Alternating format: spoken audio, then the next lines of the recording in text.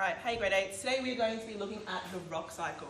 Alright, so if you did your PowerPoints, you went through your notes, you should have an idea of what rock cycle is. Alright, so it pretty much explains how you go from igneous to sedimentary to metamorphic and to each other. Alright, so igneous to sedimentary is weathering, sedimentary to metamorphic is heat and pressure, metamorphic to igneous is melting in magma, and to bring it back is heat and pressure. Okay?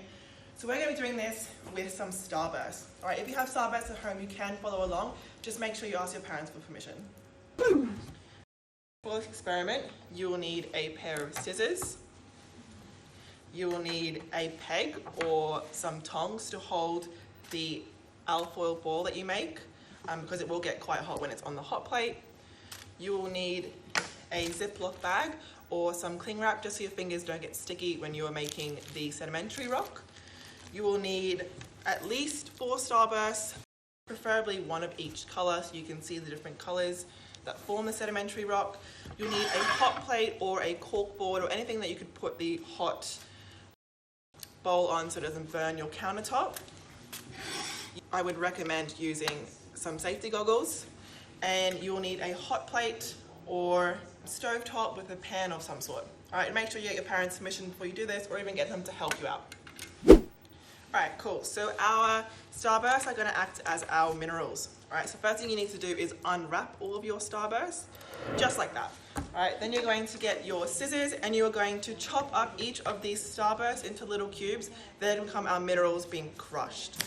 Alright, cool. So as you can see, we cut up all our rocks and minerals into little cubes. This represents weathering. Alright, so weathering is the breaking down of rocks and minerals. We're now going to show erosion. So erosion is this weathered rock and mineral being moved around. So we're going to erode our little rock and minerals. Okay?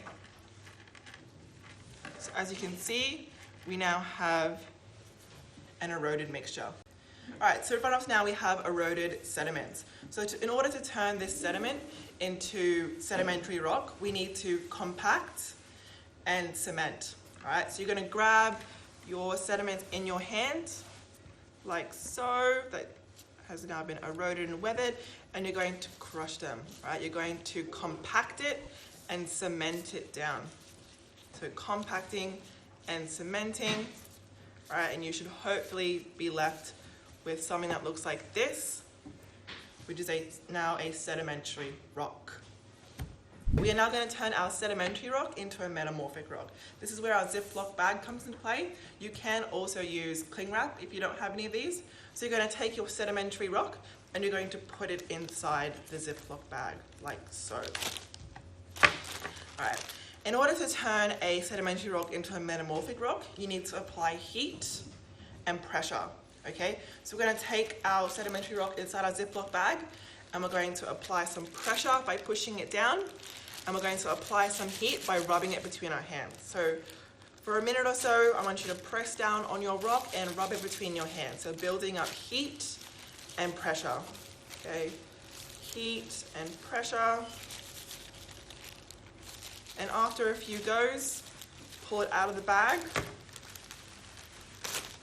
And we have now turned our sedimentary rock into a metamorphic rock. Now we're going to turn our metamorphic rock into an igneous rock. In order to turn any rock into an igneous rock, you need to apply heat, right? And this is where we're going to use our hot plate. Remember, you can just use your stove and a saucepan. Just make sure you create a alfoil bowl so that it does not melt onto the hot plate and pretty much be really hard to take off, all right? So I've turned my hot plate on. It is on number 5. I'm going to put my alfoil bowl onto my hot plate, being very careful. You might need to get your parent to do this for you.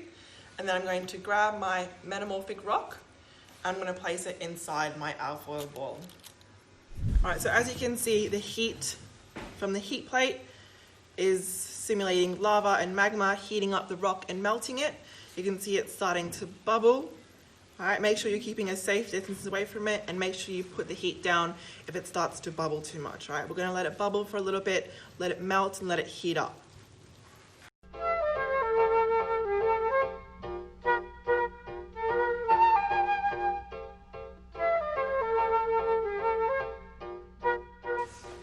Okay, so it has melted sufficiently enough, we're going to make sure you use tongs or a peg to move that bowl off and onto a tile or a corkboard or anything that is heat resistant.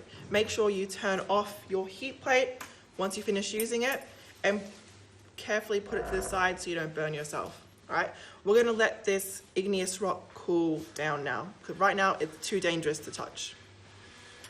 5 minutes later. All right, so now that our metamorphic rock has been melted and it's cooled down enough for us to touch safely, we're going to peel it off the alfoil. So just like so, peel it off the alfoil.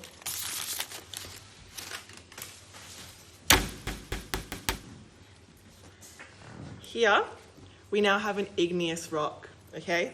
It has gone through the heat, it is melted.